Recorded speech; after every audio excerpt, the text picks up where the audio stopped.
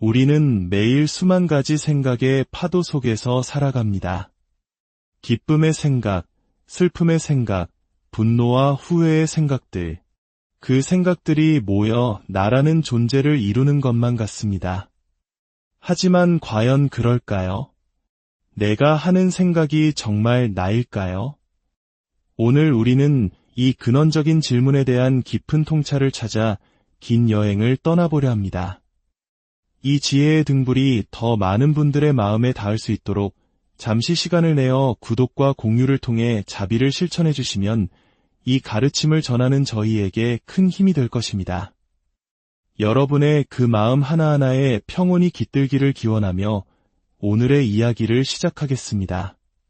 어느 날 제가 병원에 갔을 때의 일입니다. 제 주위에는 연세 지긋한 어르신들이 많이 계십니다. 그날도 허리가 기역자로 굽어 거의 땅에 닿을 듯 걷고 계신 90세는 좋게 넘어 보이는 할머니 한 분이 계셨습니다. 땅만 보고 걸으시던 할머니의 시선에 제 승복 바지가 들어왔나 봅니다. 할머니는 화들짝 놀라시며 제 얼굴을 힘겹게 올려다보셨습니다. 아이고, 스님이시네. 이렇게 젊은 스님은 처음 보네. 저는 미소로 답하며 안녕하세요, 할머니 하고 인사를 드렸습니다. 그러자 할머니께서는 제 손을 덥석 잡으시며 안타깝다는 듯 말씀하셨습니다. 아이고, 이렇게 멀쩡하고 잘생긴 총각이 어쩌다가 스님이 다 됐누. 그 말씀을 듣는 순간 저는 웃음이 나왔습니다. 할머니의 말씀 속에는 멀쩡한 사람은 스님이 되지 않는다는 전제가 깔려 있었기 때문입니다. 그렇다면 스님은 어딘가 멀쩡하지 않아야 한다는 뜻이겠지요. 문득 저의 은사 스님께서 해주신 말씀이 떠올랐습니다.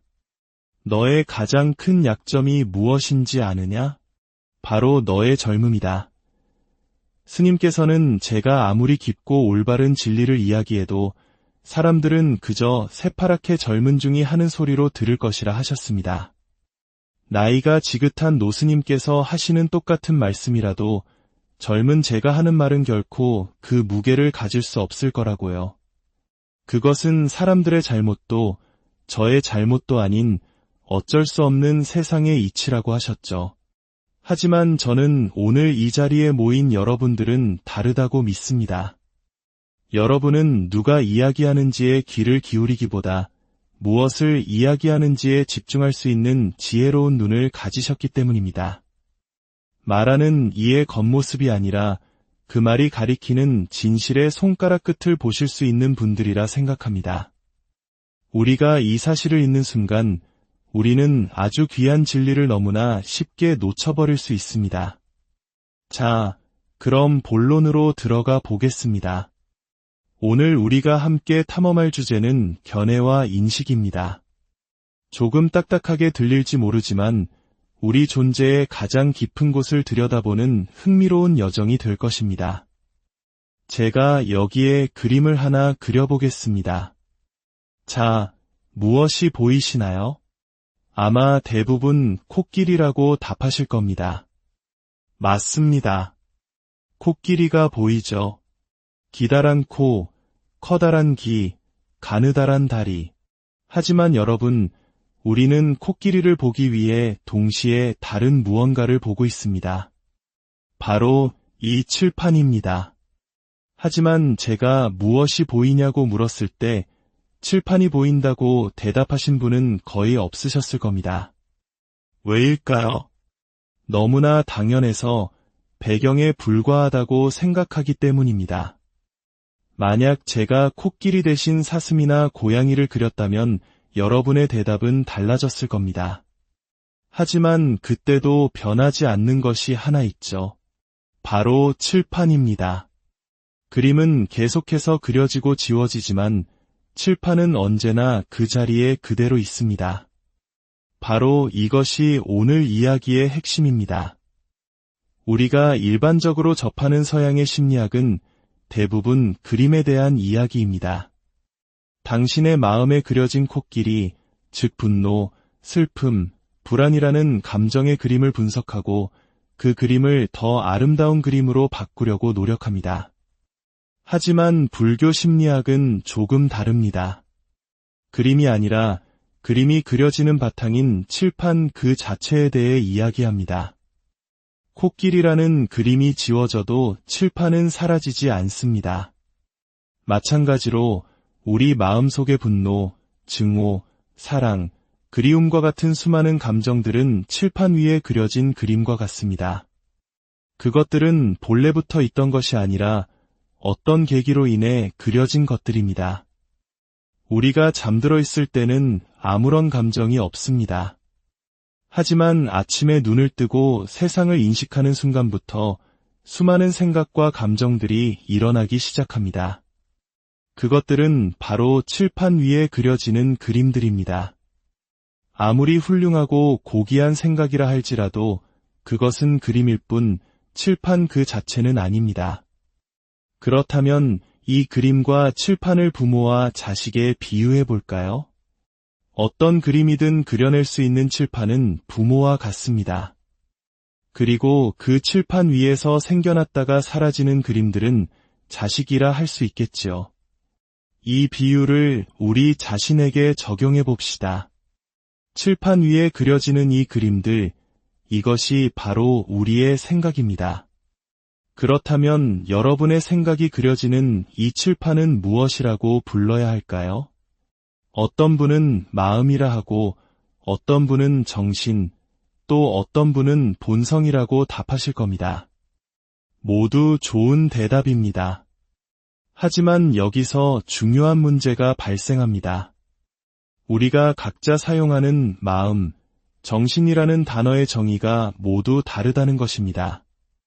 마치 사자에게 밥 먹었니? 라고 물었을 때와 토끼에게 물었을 때 밥이라는 단어의 의미가 고기와 풀로 달라지는 것처럼 말입니다. 그래서 이런 내면의 세계를 탐구할 때 가장 먼저 해야 할 일은 용어의 통일입니다. 우리가 앞으로 나아갈 지도의 법례를 맞추는 작업인 셈이죠. 오늘 우리는 우리 내면 세계를 세 가지로 나누어 약속하려 합니다. 첫째는 생각, 한자로는 알식자를 씁니다. 둘째는 마음, 마음심자를 씁니다. 셋째는 정신, 깨달을 각자를 씁니다. 자, 제가 여러분께 이 초콜릿을 보여드립니다. 이것이 무엇입니까? 여러분은 초콜릿이다라고 생각하셨을 겁니다. 이것이 바로 생각, 즉 식입니다. 그런데 이것은 초콜릿이다라는 하나의 생각이 일어나기까지 우리도 모르는 사이에 어떤 작용이 있었습니다. 바로 여러분의 눈이 초콜릿의 색깔과 형태를 본 것입니다. 눈과 대상, 즉 색깔이 만나는 순간 그 사이에서 초콜릿이다라는 생각이 태어났습니다.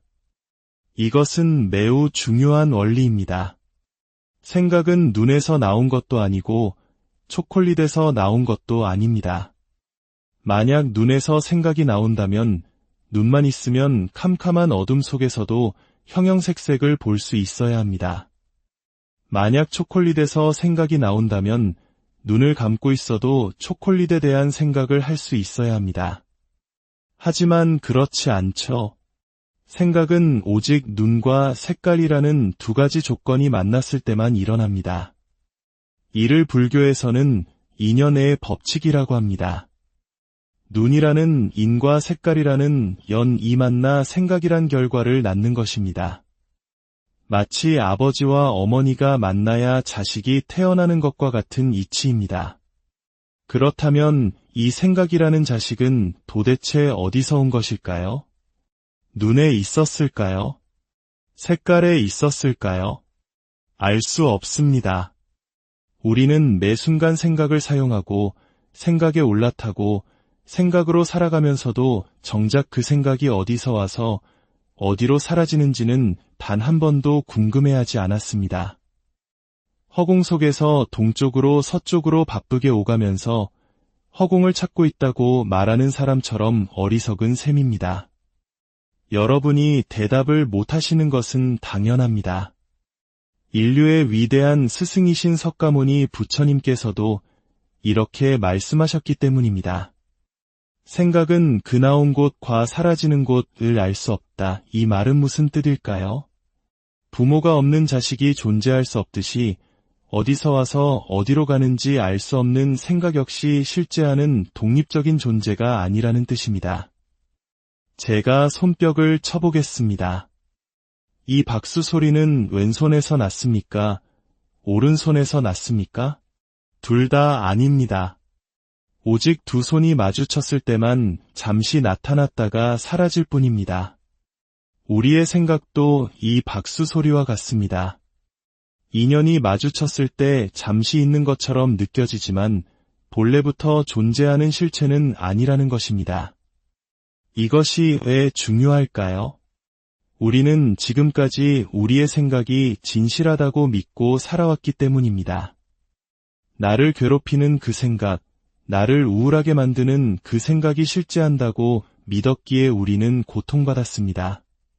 하지만 그 생각의 본질이 박수 소리와 같이 실체가 없는 것임을 안다면 우리는 더 이상 그 생각의 노예가 되지 않을 수 있습니다. 모든 생각의 첫 번째 특징은 무상입니다. 항상 머물러 있지 않다는 뜻입니다. 지금 이 순간 일어난 생각은 찰나의 순간도 머물지 못하고 과거 속으로 사라집니다. 이 또한 지나가리라는 유명한 말이 있죠. 기쁨도 슬픔도 그 어떤 생각도 영원히 머무는 법은 없습니다. 이것이 바로 생각의 본질입니다. 자, 그럼 두 번째 개념인 마음은 무엇일까요? 우리는 방금 생각이 찰나에 사라진다고 배웠습니다. 하지만 그 생각들은 완전히 사라지는 것이 아니라 어떤 곳에 흔적을 남깁니다. 바로 기억입니다. 불교 심리학에서 마음이라고 부르는 것은 바로 이 지나간 생각들이 쌓여 만들어진 기억의 집합체, 즉 기억의 주머니를 의미합니다. 비어있는 그릇이 있습니다. 여기에 된장을 담으면 된장 그릇이 되고 고추장을 담으면 고추장 그릇이 됩니다. 과일을 담으면 과일 바구니가 되고 쓰레기를 담으면 쓰레기통이 됩니다. 그릇 자체에는 본래 이름이 없지만 무엇이 담기느냐에 따라 그 이름과 가치가 결정됩니다. 우리의 마음이라는 그릇도 마찬가지입니다. 태어날 때 우리는 텅 빈 그릇과 같았습니다. 나라고 부를 만한 것이 없었죠. 하지만 살아가면서 수많은 경험과 생각들이 이 그릇에 담기기 시작합니다. 엄마에게 혼났던 기억, 친구와 싸웠던 기억, 칭찬받아 기뻤던 기억, 사랑에 빠졌던 기억, 좋은 기억, 나쁜 기억 가릴 것 없이 모든 것이 이 기억의 주머니에 담깁니다. 그리고 우리는 이 주머니에 담긴 기억들을 나라고 착각하며 살아갑니다. 당신은 누구입니까? 라고 물으면 우리는 이름, 나이, 직업, 출신 학교를 말합니다. 하지만 이 모든 것은 태어날 때부터 내가 아니었던 것들, 살면서 후천적으로 얻어진 기억에 불과합니다.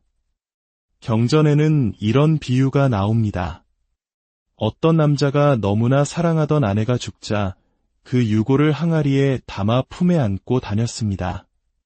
밥을 먹을 때도 유골 앞에 밥을 차려주고 잠을 잘 때도 옆에 눕혀 이불을 덮어주며 여보, 사랑하오라고 속삭였습니다. 제정신이 아니죠. 이미 지나가 생명력을 잃어버린 과거의 흔적인 유골을 살아있는 아내라고 믿는 어리석음입니다. 우리도 이 남자와 다르지 않습니다. 내가 왕년에는 말이야 라고 말하며 이미 지나가 버린 과거의 기억들을 붙들고 그것이 지금의 나라고 굳게 믿고 있습니다. 하지만 마음, 즉 기억의 집합체는 만들어진 것이며 끊임없이 변하는 것이기에 결코 우리의 본질이 될 수 없습니다. 그렇다면 우리의 진짜 모습은 무엇일까요? 생각이라는 그림이 아니고 기억이라는 그림의 모음집도 아니라면 우리는 무엇일까요? 바로 그림이 그려지는 칠판, 내용물이 담기는 그릇 그 자체입니다. 이것이 바로 세 번째 개념, 정신입니다. 생각은 무상하여 끊임없이 생겨나고 사라지지만 정신은 상주하여 항상 그 자리에 머물러 있습니다. 생각은 변화하지만 그 생각을 알아차리는 정신은 변하지 않습니다. 생각은 파도와 같고 정신은 그 파도가 일어나고 사라지는 드넓은 바다와 같습니다. 우리는 우리의 본래 모습이 이 정신이라는 것을 어떻게 알 수 있을까요? 직접 볼 수는 없습니다. 정신을 보려고 하는 순간 그것은 이미 생각이 되어버리기 때문입니다. 마치 눈으로 눈 자신을 볼 수 없는 것과 같습니다. 하지만 우리는 지혜를 통해 알 수 있습니다. 담장 너머로 피어오르는 연기를 보고 눈에 보이지 않는 불이 있음을 미루어 짐작하듯이 우리는 끊임없이 일어나는 생각이라는 연기를 보고 그 근원에 정신이라는 불이 있음을 알 수 있습니다. 개를 향해 흙덩이를 던지면 개는 흙덩이만 쫓아갑니다. 흙덩이를 던진 사람은 보지 못하죠. 하지만 지혜가 있는 사람은 결과인 흙덩이 넘어 그 원인인 사람을 봅니다. 여러분은 지난 1시간 동안 저와 함께 눈에 보이지 않는 것들에 대해 이야기하며 충분히 이해하고 공감하셨습니다. 생각으로 생각이 없는 자리를 본 것입니다. 이것이 바로 인간이 가진 위대한 능력, 지혜입니다.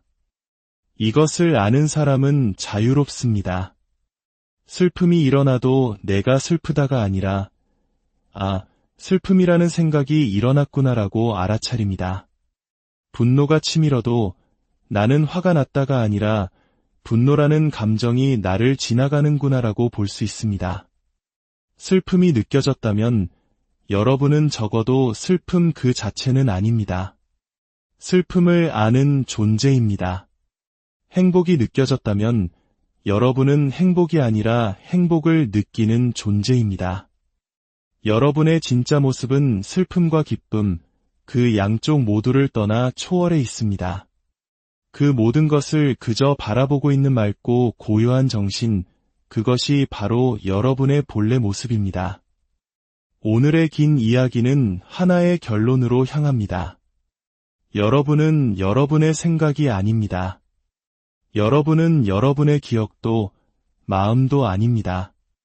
여러분은 그 모든 생각이 일어나고 사라짐을 멀차 지켜보는 영원하고 더러워지지 않으며 깨어있는 정신입니다. 마치 허공이 미세먼지로 가득 차도 허공 자체가 더러워지지 않는 것처럼 여러분의 본래 모습인 정신은 어떤 괴로운 생각이나 아픈 기억에 의해서도 결코 손상되지 않습니다. 부디 여러분의 삶이 스쳐 지나가는 생각의 노예가 아닌 그 모든 것을 고요히 품어내는 드넓은 정신의 자유를 온전히 누리시기를 바랍니다. 오늘 여러분과 나눈 이 지혜가 여러분의 일상에 작은 평화의 씨앗이 되기를 기원합니다. 다음 시간에 더 깊은 이야기로 다시 찾아뵙겠습니다. 건강하고 평안한 시간 우리는 매일 수만 가지 생각의 파도 속에서 살아갑니다. 기쁨의 생각, 슬픔의 생각, 분노와 후회의 생각들. 그 생각들이 모여 나라는 존재를 이루는 것만 같습니다. 하지만 과연 그럴까요? 내가 하는 생각이 정말 나일까요? 오늘 우리는 이 근원적인 질문에 대한 깊은 통찰을 찾아 긴 여행을 떠나보려 합니다. 이 지혜의 등불이 더 많은 분들의 마음에 닿을 수 있도록 잠시 시간을 내어 구독과 공유를 통해 자비를 실천해 주시면 이 가르침을 전하는 저희에게 큰 힘이 될 것입니다.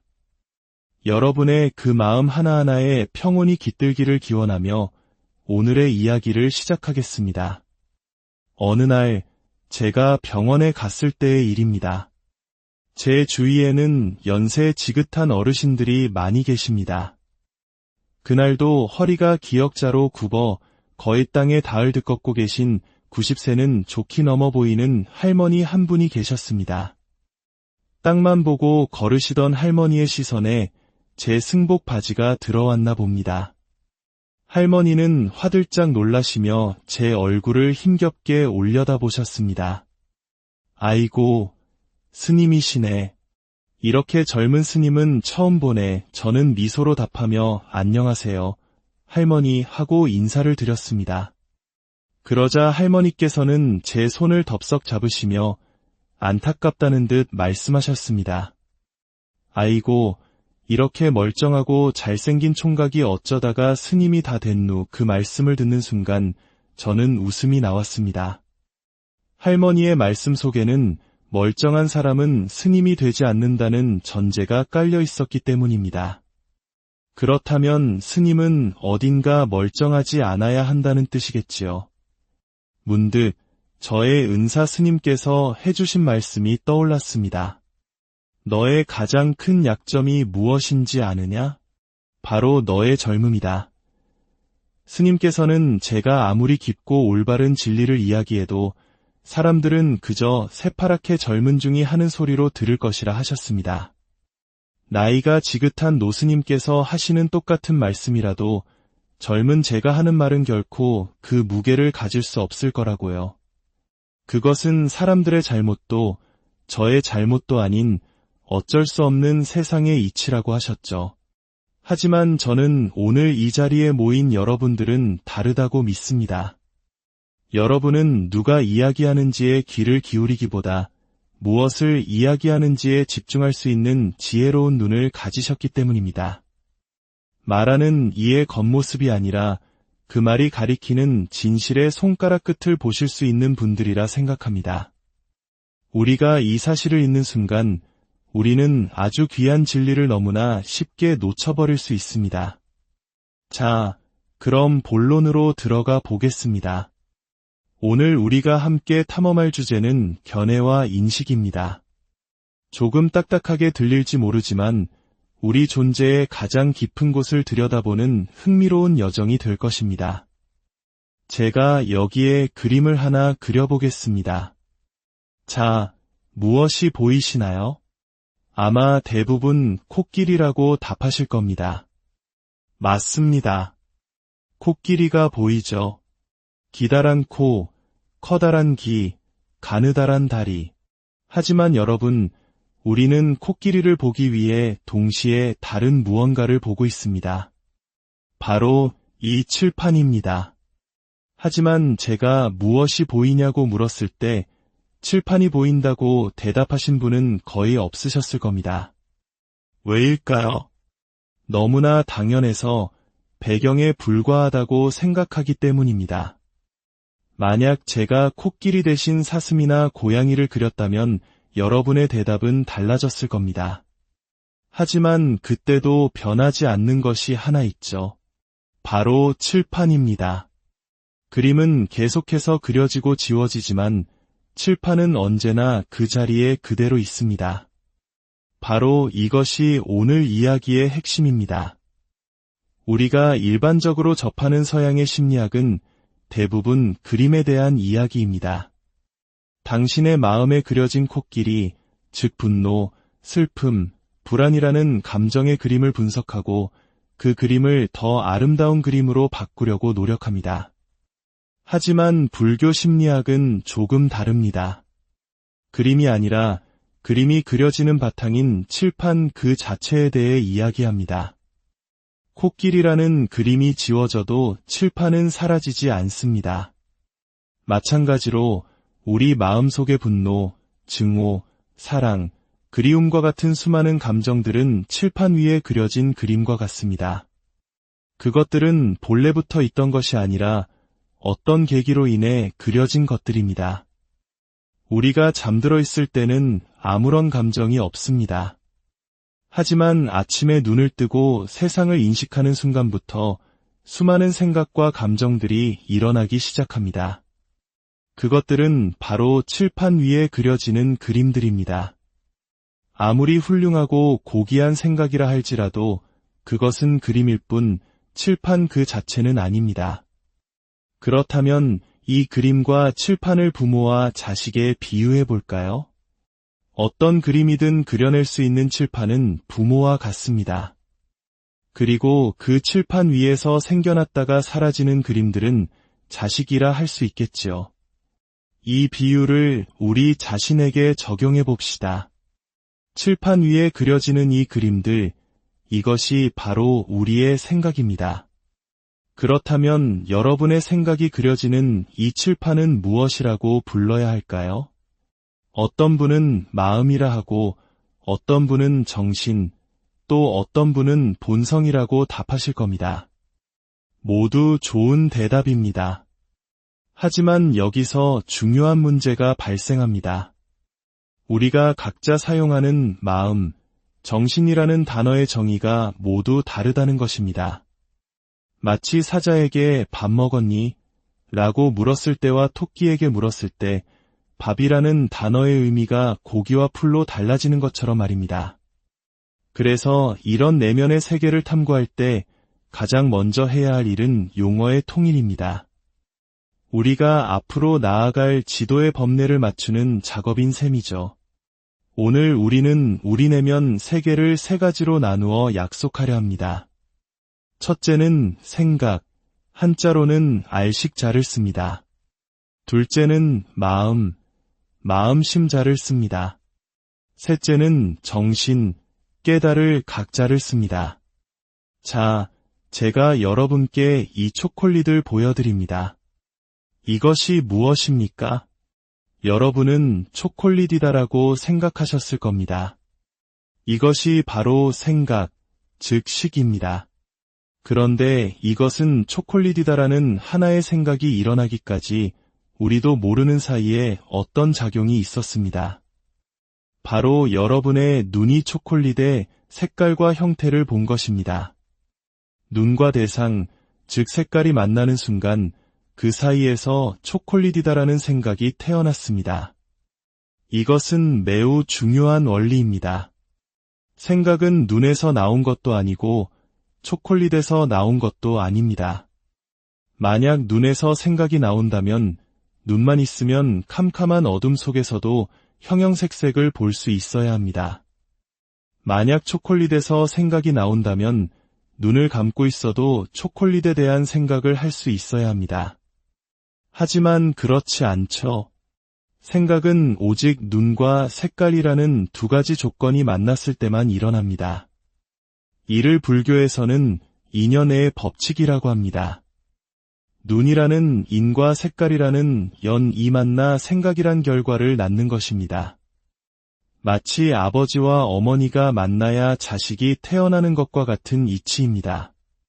그렇다면 이 생각이라는 자식은 도대체 어디서 온 것일까요? 눈에 있었을까요? 색깔에 있었을까요? 알 수 없습니다. 우리는 매 순간 생각을 사용하고 생각에 올라타고 생각으로 살아가면서도 정작 그 생각이 어디서 와서 어디로 사라지는지는 단 한 번도 궁금해하지 않았습니다. 허공 속에서 동쪽으로 서쪽으로 바쁘게 오가면서 허공을 찾고 있다고 말하는 사람처럼 어리석은 셈입니다. 여러분이 대답을 못하시는 것은 당연합니다. 인류의 위대한 스승이신 석가모니 부처님께서도 이렇게 말씀하셨기 때문입니다. 생각은 그 나온 곳과 사라지는 곳을 알 수 없다. 이 말은 무슨 뜻일까요? 부모가 없는 자식이 존재할 수 없듯이 어디서 와서 어디로 가는지 알 수 없는 생각 역시 실제하는 독립적인 존재가 아니라는 뜻입니다. 제가 손뼉을 쳐보겠습니다. 이 박수 소리는 왼손에서 났습니까? 오른손에서 났습니까? 둘 다 아닙니다. 오직 두 손이 마주쳤을 때만 잠시 나타났다가 사라질 뿐입니다.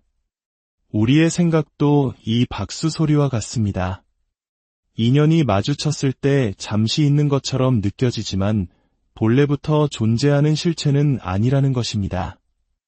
이것이 왜 중요할까요? 우리는 지금까지 우리의 생각이 진실하다고 믿고 살아왔기 때문입니다.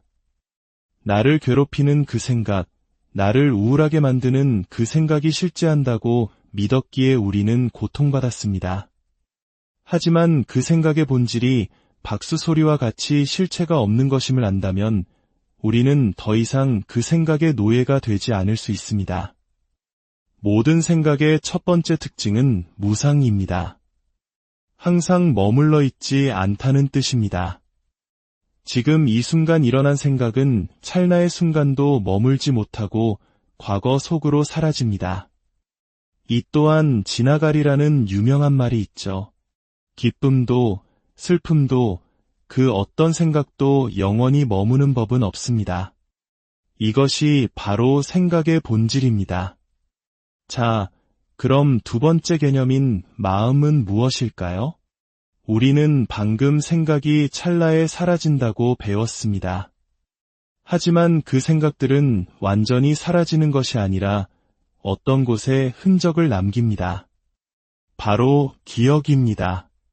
불교 심리학에서 마음이라고 부르는 것은 바로 이 지나간 생각들이 쌓여 만들어진 기억의 집합체, 즉 기억의 주머니를 의미합니다. 비어있는 그릇이 있습니다. 여기에 된장을 담으면 된장 그릇이 되고 고추장을 담으면 고추장 그릇이 됩니다. 과일을 담으면 과일 바구니가 되고 쓰레기를 담으면 쓰레기통이 됩니다. 그릇 자체에는 본래 이름이 없지만 무엇이 담기느냐에 따라 그 이름과 가치가 결정됩니다. 우리의 마음이라는 그릇도 마찬가지입니다. 태어날 때 우리는 텅 빈 그릇과 같았습니다. 나라고 부를 만한 것이 없었죠. 하지만 살아가면서 수많은 경험과 생각들이 이 그릇에 담기기 시작합니다. 엄마에게 혼났던 기억, 친구와 싸웠던 기억, 칭찬받아 기뻤던 기억, 사랑에 빠졌던 기억, 좋은 기억, 나쁜 기억 가릴 것 없이 모든 것이 이 기억의 주머니에 담깁니다. 그리고 우리는 이 주머니에 담긴 기억들을 나라고 착각하며 살아갑니다. 당신은 누구입니까? 라고 물으면 우리는 이름, 나이, 직업, 출신 학교를 말합니다. 하지만 이 모든 것은 태어날 때부터 내가 아니었던 것들, 살면서 후천적으로 얻어진 기억에 불과합니다. 경전에는 이런 비유가 나옵니다. 어떤 남자가 너무나 사랑하던 아내가 죽자 그 유골을 항아리에 담아 품에 안고 다녔습니다. 밥을 먹을 때도 유골 앞에 밥을 차려주고 잠을 잘 때도 옆에 눕혀 이불을 덮어주며 여보, 사랑하오라고 속삭였습니다. 제정신이 아니죠. 이미 지나가 생명력을 잃어버린 과거의 흔적인 유골을 살아있는 아내라고 믿는 어리석음입니다. 우리도 이 남자와 다르지 않습니다. 내가 왕년에는 말이야 라고 말하며 이미 지나가 버린 과거의 기억들을 붙들고 그것이 지금의 나라고 굳게 믿고 있습니다. 하지만 마음, 즉 기억의 집합체는 만들어진 것이며 끊임없이 변하는 것이기에 결코 우리의 본질이 될 수 없습니다. 그렇다면 우리의 진짜 모습은 무엇일까요? 생각이라는 그림이 아니고 기억이라는 그림의 모음집도 아니라면 우리는 무엇일까요? 바로 그림이 그려지는 칠판, 내용물이 담기는 그릇 그 자체입니다. 이것이 바로 세 번째 개념, 정신입니다. 생각은 무상하여 끊임없이 생겨나고 사라지지만 정신은 상주하여 항상 그 자리에 머물러 있습니다. 생각은 변화하지만 그 생각을 알아차리는 정신은 변하지 않습니다. 생각은 파도와 같고 정신은 그 파도가 일어나고 사라지는 드넓은 바다와 같습니다. 우리는 우리의 본래 모습이 이 정신이라는 것을 어떻게 알 수 있을까요? 직접 볼 수는 없습니다. 정신을 보려고 하는 순간 그것은 이미 생각이 되어버리기 때문입니다.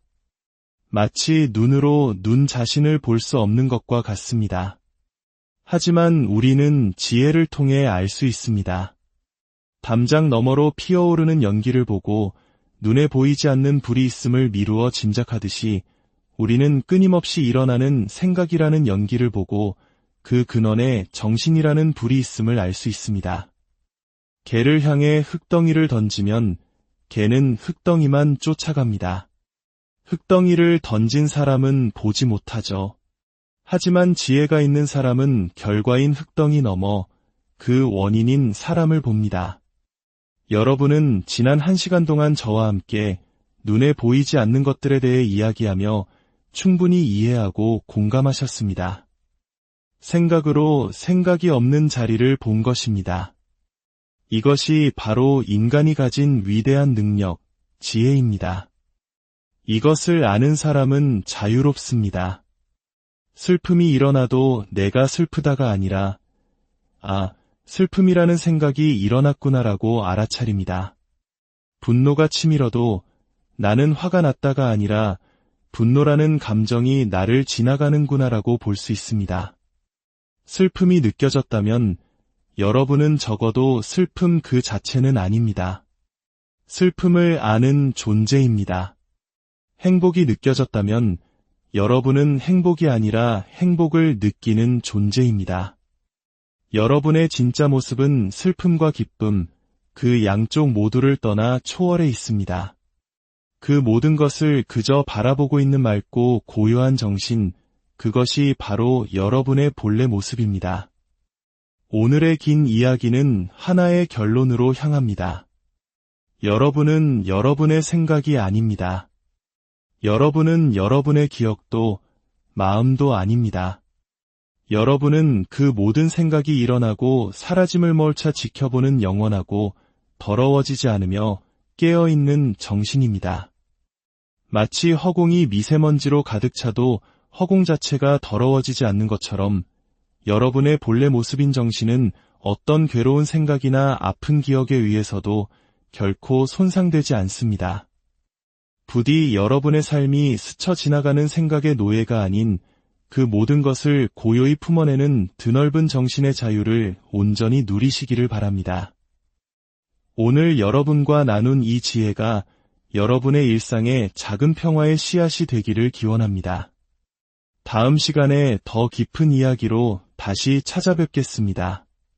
건강하고 평안한 시간 우리는 매일 수만 가지 생각의 파도 속에서 살아갑니다. 기쁨의 생각, 슬픔의 생각, 분노와 후회의 생각들. 그 생각들이 모여 나라는 존재를 이루는 것만 같습니다. 하지만 과연 그럴까요? 내가 하는 생각이 정말 나일까요? 오늘 우리는 이 근원적인 질문에 대한 깊은 통찰을 찾아 긴 여행을 떠나보려 합니다. 이 지혜의 등불이 더 많은 분들의 마음에 닿을 수 있도록 잠시 시간을 내어 구독과 공유를 통해 자비를 실천해 주시면 이 가르침을 전하는 저희에게 큰 힘이 될 것입니다. 여러분의 그 마음 하나하나에 평온이 깃들기를 기원하며 오늘의 이야기를 시작하겠습니다. 어느 날 제가 병원에 갔을 때의 일입니다. 제 주위에는 연세 지긋한 어르신들이 많이 계십니다. 그날도 허리가 기역자로 굽어 거의 땅에 닿을 듯 걷고 계신 90세는 좋게 넘어 보이는 할머니 한 분이 계셨습니다. 땅만 보고 걸으시던 할머니의 시선에 제 승복 바지가 들어왔나 봅니다. 할머니는 화들짝 놀라시며 제 얼굴을 힘겹게 올려다보셨습니다. 아이고, 스님이시네. 이렇게 젊은 스님은 처음 보네. 저는 미소로 답하며 안녕하세요, 할머니 하고 인사를 드렸습니다. 그러자 할머니께서는 제 손을 덥석 잡으시며 안타깝다는 듯 말씀하셨습니다. 아이고, 이렇게 멀쩡하고 잘생긴 총각이 어쩌다가 스님이 다 됐누. 그 말씀을 듣는 순간 저는 웃음이 나왔습니다. 할머니의 말씀 속에는 멀쩡한 사람은 스님이 되지 않는다는 전제가 깔려 있었기 때문입니다. 그렇다면 스님은 어딘가 멀쩡하지 않아야 한다는 뜻이겠지요. 문득 저의 은사 스님께서 해주신 말씀이 떠올랐습니다. 너의 가장 큰 약점이 무엇인지 아느냐? 바로 너의 젊음이다. 스님께서는 제가 아무리 깊고 올바른 진리를 이야기해도 사람들은 그저 새파랗게 젊은 중이 하는 소리로 들을 것이라 하셨습니다.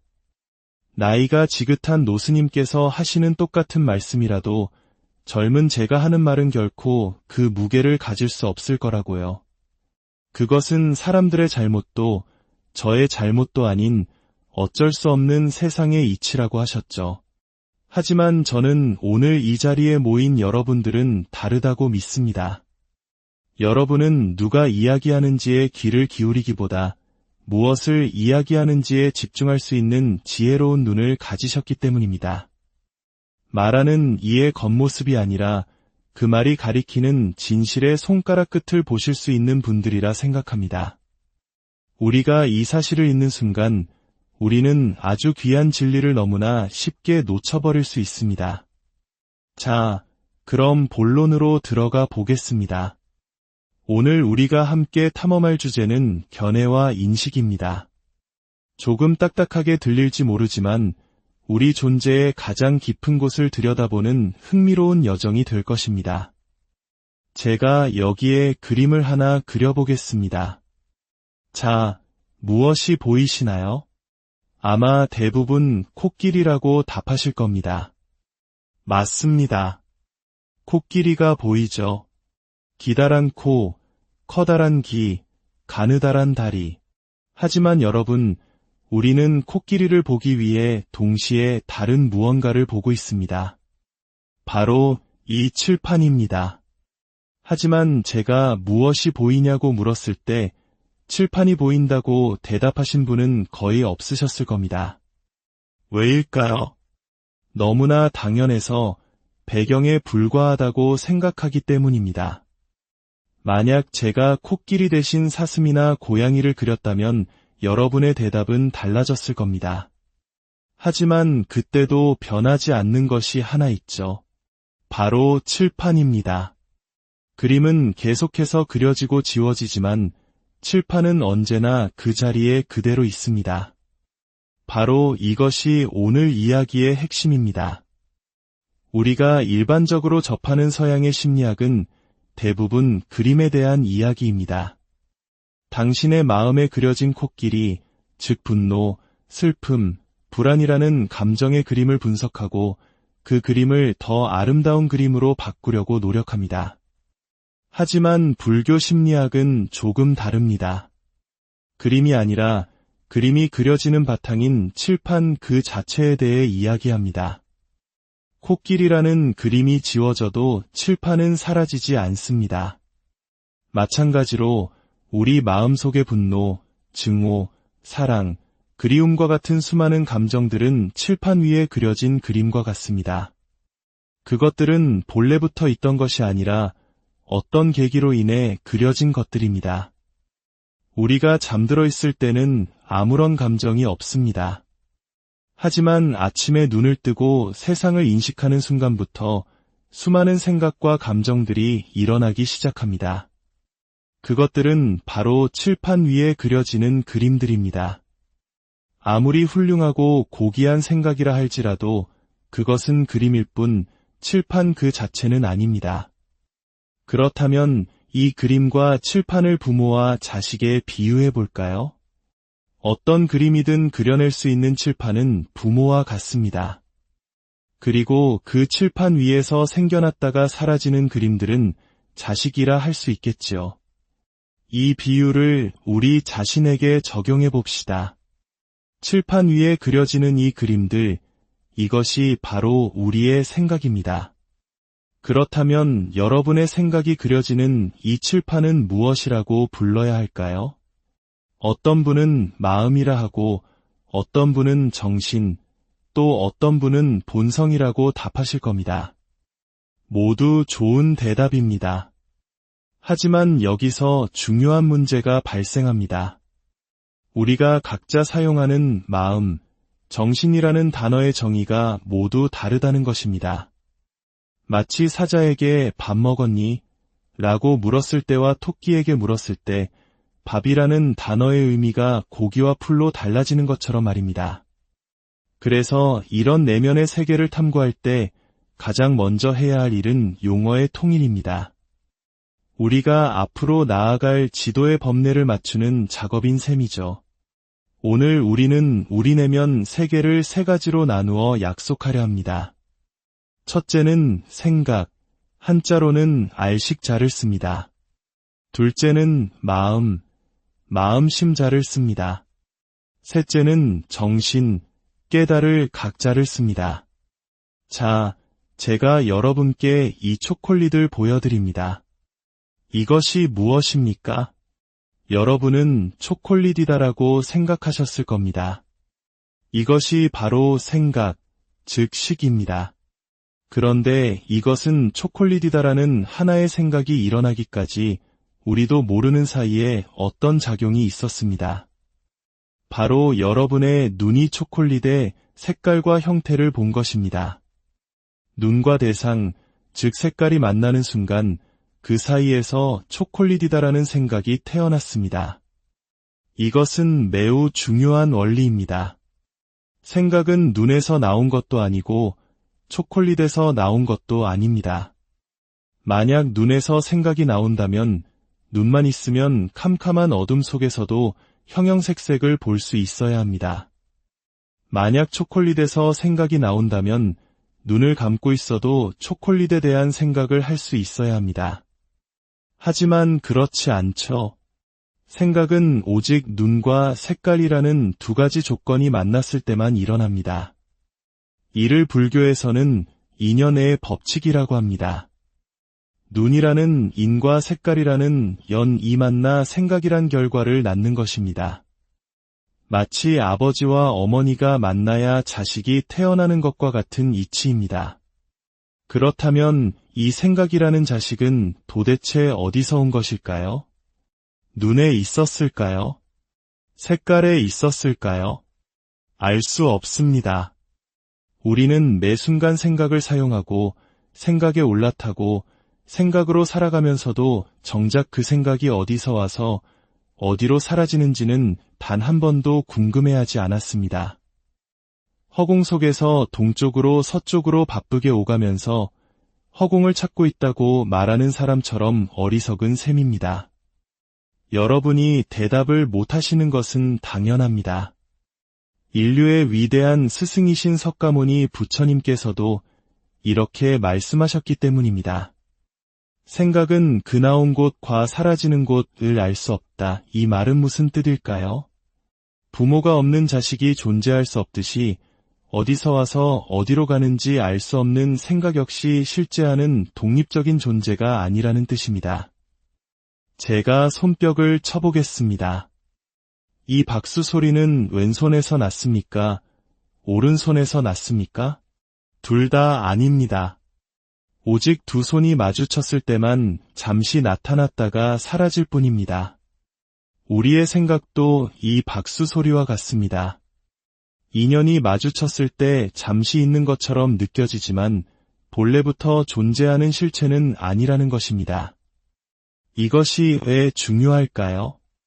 우리는 지금까지 우리의 생각이 진실하다고 믿고 살아왔기 때문입니다. 나를 괴롭히는 그 생각, 나를 우울하게 만드는 그 생각이 실제한다고 믿었기에 우리는 고통받았습니다. 하지만 그 생각의 본질이 박수 소리와 같이 실체가 없는 것임을 안다면 우리는 더 이상 그 생각의 노예가 되지 않을 수 있습니다. 모든 생각의 첫 번째 특징은 무상입니다. 항상 머물러 있지 않다는 뜻입니다.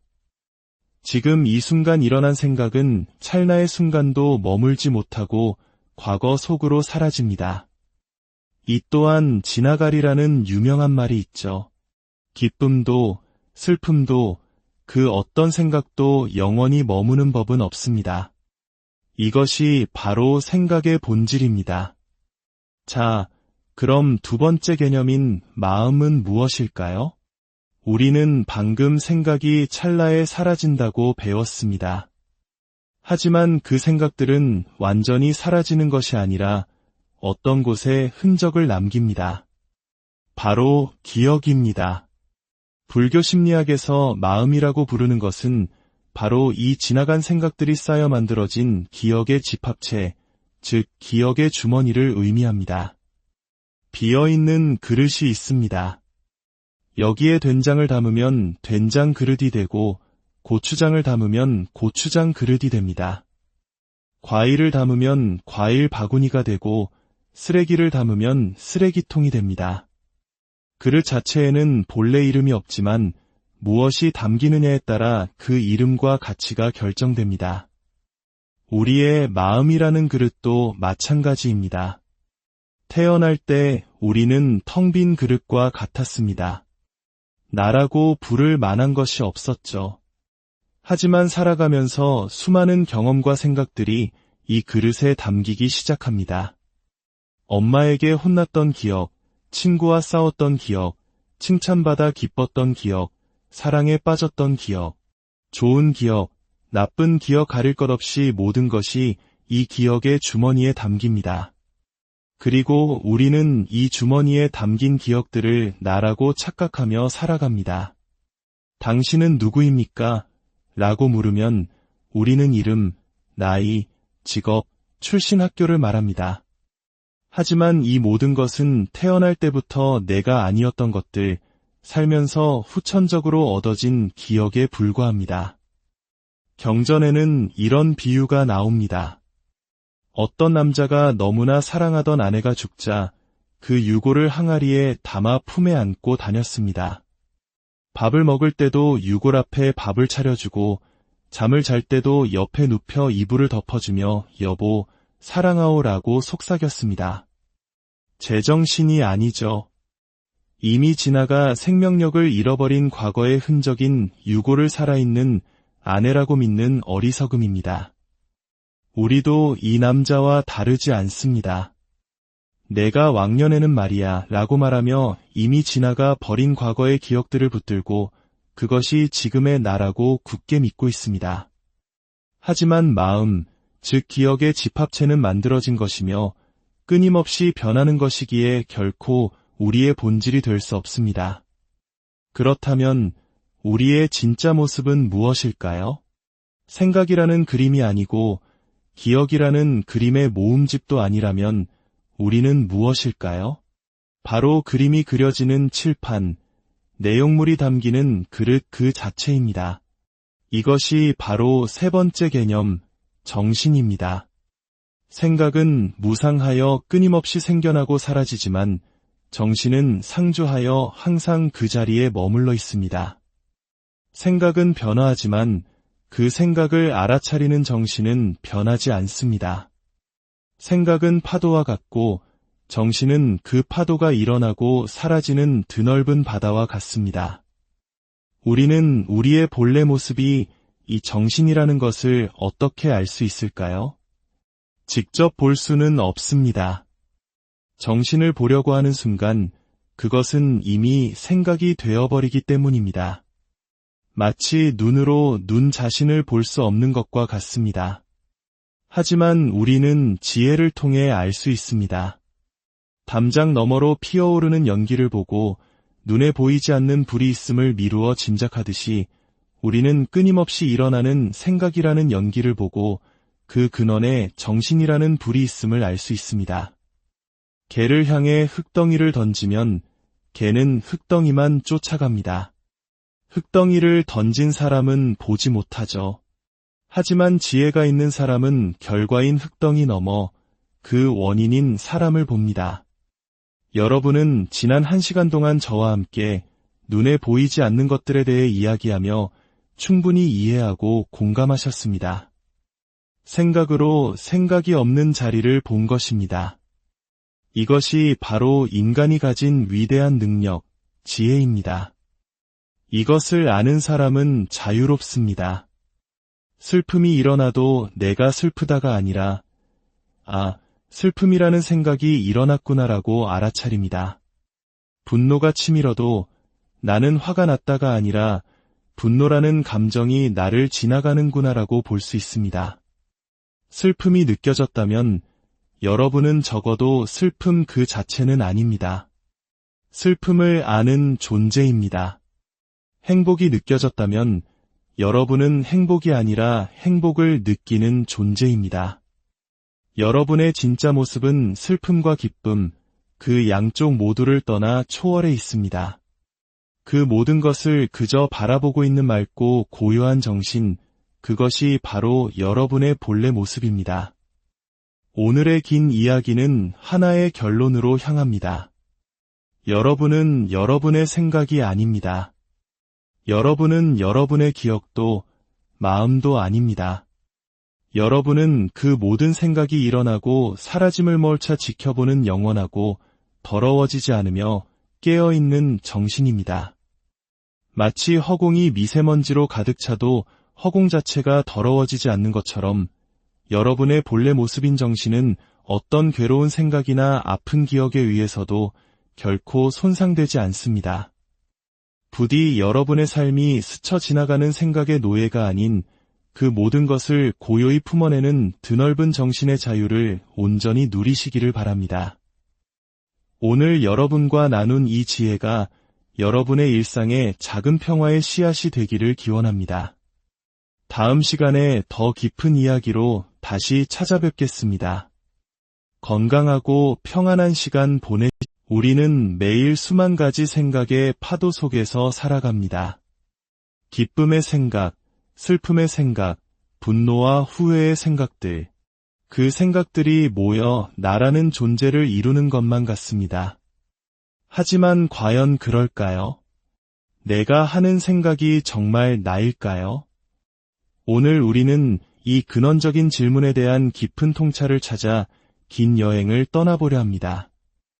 이 지혜의 등불이 더 많은 분들의 마음에 닿을 수 있도록 잠시 시간을 내어 구독과 공유를 통해 자비를 실천해 주시면 이 가르침을 전하는 저희에게 큰 힘이 될 것입니다. 여러분의 그 마음 하나하나에 평온이 깃들기를 기원하며 오늘의 이야기를 시작하겠습니다. 어느 날 제가 병원에 갔을 때의 일입니다. 제 주위에는 연세 지긋한 어르신들이 많이 계십니다. 그날도 허리가 기역자로 굽어 거의 땅에 닿을 듯 걷고 계신 90세는 좋게 넘어 보이는 할머니 한 분이 계셨습니다. 땅만 보고 걸으시던 할머니의 시선에 제 승복 바지가 들어왔나 봅니다. 할머니는 화들짝 놀라시며 제 얼굴을 힘겹게 올려다보셨습니다. 아이고, 스님이시네. 이렇게 젊은 스님은 처음 보네. 저는 미소로 답하며 안녕하세요, 할머니 하고 인사를 드렸습니다. 그러자 할머니께서는 제 손을 덥석 잡으시며 안타깝다는 듯 말씀하셨습니다. 아이고, 이렇게 멀쩡하고 잘생긴 총각이 어쩌다가 스님이 다 됐누. 그 말씀을 듣는 순간 저는 웃음이 나왔습니다. 할머니의 말씀 속에는 멀쩡한 사람은 스님이 되지 않는다는 전제가 깔려 있었기 때문입니다. 그렇다면 스님은 어딘가 멀쩡하지 않아야 한다는 뜻이겠지요. 문득 저의 은사 스님께서 해주신 말씀이 떠올랐습니다. 너의 가장 큰 약점이 무엇인지 아느냐?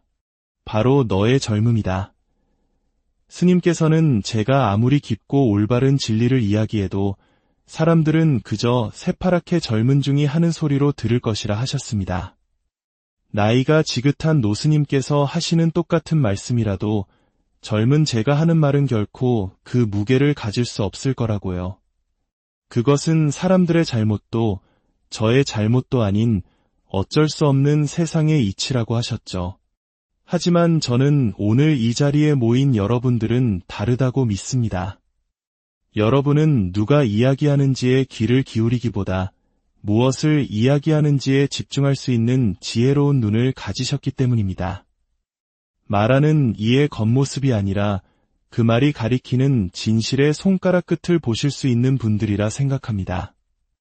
우리가 이 사실을 잊는 순간 우리는 아주 귀한 진리를 너무나 쉽게 놓쳐버릴 수 있습니다. 자, 그럼 본론으로 들어가 보겠습니다. 오늘 우리가 함께 탐험할 주제는 견해와 인식입니다. 조금 딱딱하게 들릴지 모르지만 우리 존재의 가장 깊은 곳을 들여다보는 흥미로운 여정이 될 것입니다. 제가 여기에 그림을 하나 그려보겠습니다. 자, 무엇이 보이시나요? 아마 대부분 코끼리라고 답하실 겁니다. 맞습니다. 코끼리가 보이죠. 기다란 코, 커다란 귀, 가느다란 다리. 하지만 여러분, 우리는 코끼리를 보기 위해 동시에 다른 무언가를 보고 있습니다. 바로 이 칠판입니다. 하지만 제가 무엇이 보이냐고 물었을 때 칠판이 보인다고 대답하신 분은 거의 없으셨을 겁니다. 왜일까요? 너무나 당연해서 배경에 불과하다고 생각하기 때문입니다. 만약 제가 코끼리